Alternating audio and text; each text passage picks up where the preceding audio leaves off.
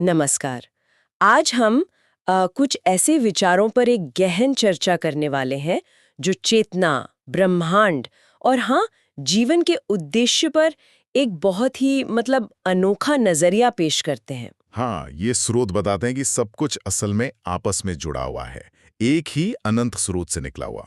और इसी जुड़ाव की वजह से जीवन को शायद एक सीखने के अनुभव की तरह देखा गया है। बिल्कुल। और इस अनुभव के बिल्कुल केंद्र में एक बुनियादी चुनाव है, एक बहुत महत्वपूर्ण चुनाव। चुनाव?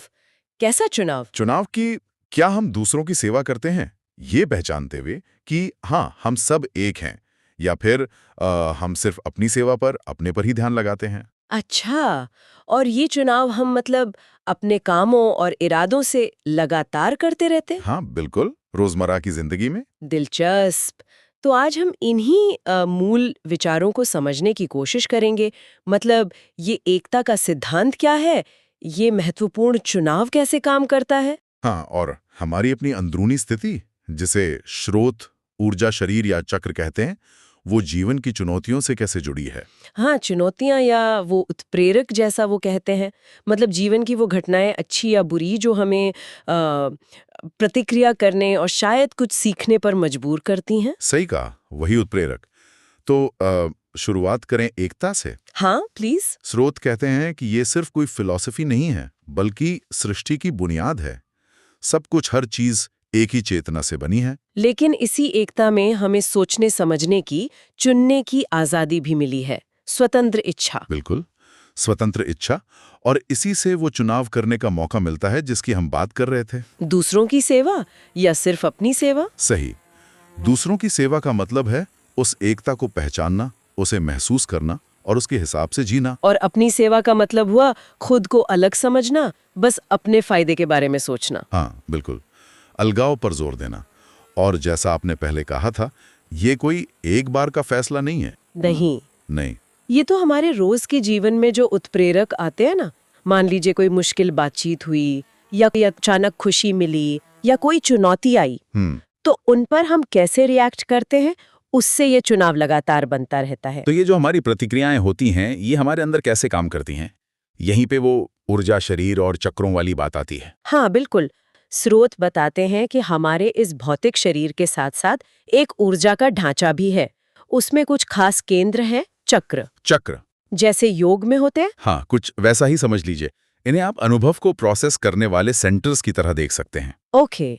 जो नीचे के 3 चक्र हैं, लाल, नारंगी, पीला, वो हमारे होने, हमारे रिश्तों, हमारी सामाजिक पहचान, इन सब से जुड़े हैं। अच्छा। और अगर डर, गुस्सा या असुरक्षा की वजह से इनमें कोई रुकावट आ जाती है, ब्लॉकेज आ जाता है, तो ऊर्जा का जो प्रवाह है वो ऊपर की तरफ यानी हृदय चक्र तक ठीक से नहीं पहुंच पाता। अच्छा, तो ये हृदय चक्र यानी वो हरा किरण केंद्र, वो इतना महत्वपूर्ण क्यों है? इसलिए क्योंकि स्रोत इसे बिना शर्त प्रेम का, सहानुभूति का और गहरी समझ का केंद्र मानते हैं। प्रेम और समझ का केंद्र। हाँ, जब नीचे के चक्र संतुलित होते हैं और ऊर्जा बिना किसी रुकावट के हृदय तक पहुंचती है, तब हम चीजों को ज्यादा साफ तौर पर देख पाते हैं। और तब शायद हमारे चुनाव भी बदलते हैं। बिल्कुल। तब हमारे चुनाव स्वाभाविक रूप से अपने आप ही दूसरों की सेवा वाले रास्ते की ओर झुकने लगते हैं। एक खुला हुआ हृदय हमें उस एकता को महसूस करने में मदद करता है। ये जो चुनाव हम लगातार करते हैं, ये सिर्फ हमारी आदतें नहीं बनाते हैं ना? हाँ। स्रोत कुछ ध्रुवीयता या पोलैरिटी की बात करते हैं कि चेतना में एक तरह का झुकाव पैदा होता है। ये क्या है? हाँ, ध्रुवीयता। इसे आप ऐसे समझ सकते हैं कि जैसे चेतना का एक मैग्नेटिक झुकाव बन जाता है। मैग्नेटिक झुकाव। हाँ, जब हम लगातार दूसरों की सेवा वाले चुनाव करते हैं तो हमारी चेतना सकारात्मक रूप से ध्रुवित होती है। मतलब वो एकता और प्रेम की तरफ खींचती है। और अगर सिर्फ अपनी सेवा वाले चुनाव करें तो ठीक इसके विपरीत नकारात्मक ध्रुवीयता बनती है, जो अलगाव और नियंत्रण की तरफ झुकाव पैदा करती है।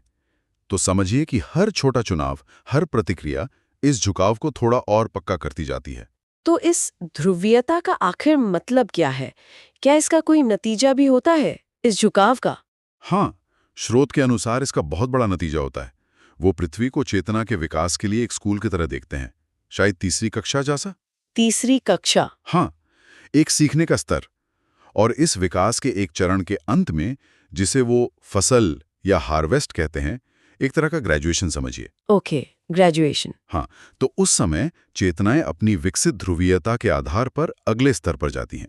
अच्छा, तो मतलब जिन्होंने सकारात्मक ध्रुवीयता विकसित की। उनके लिए अगला स्तर प्रेम और समझ का होता है, जिसे चौथी घनत्व या फोर्थ डेंसिटी कहा गया है। वाओ, ये तो काफी गहरा विचार है।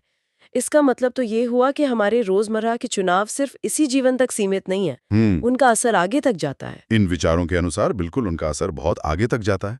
तो सार ये है, निचोड़ ये है कि जीवन को इसी नजरिए से देखा जाए कि सब कुछ जुड़ा है और हर पल एक चुनाव का मौका है। हाँ, हर बातचीत, हर अंदरूनी प्रतिक्रिया, वो खुद को जानने का और अपने रास्ते को, चाहे वो एकता की ओर हो या अलगाव की ओर, पक्का करने का एक उत्प्रेरक, एक मौका बन जाती है। तो फिर मुश्किलें सिर्फ रुकावटें नहीं रहीं, वो तो अवसर बन गईं इस ध्रुवीयता को, इस झुकाव को विकसित करने का। बिल्कुल, और अपने ऊर्जा केंद्रों को, खासकर दिल को, खुद को समझकर और माफ करके खुला रखना, वही इस खेल को सही ढंग से खेलने की कुंजी है, ऐसा स्रोत बताते हैं। और इन चुनावों का असर इस जीवन से कहीं आगे तक जाता है? हाँ, सामग्री यही प्रस्तुत करती है। ये चेतना के विकास की एक बहुत बड़ी यात्रा का हिस्सा है।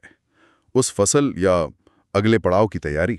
ठीक है, तो इस पूरी चर्चा के बाद सोचने के लिए एक आखिरी सवाल छोड़ते हैं श्रोताओं के लिए। हाँ, जरूर। अगर हर पल में, हर छोटे बड़े क्षण में ये गहरा चुनाव करने की संभावना छिपी है, तो आज अभी हमारे रोजमर्रा के जो उत्प्रेरक हैं, चाहे वो कोई छोटी मोटी झुंझलाहट हो या कोई बड़ी खुशी या चुनौती हो, उन्हें दूसरों की सेवा बनाम खुद की सेवा के इस नजरिए से देखना, ये आज हमारे अनुभव और हमारे काम करने के तरीके को कैसे बदल सकता है?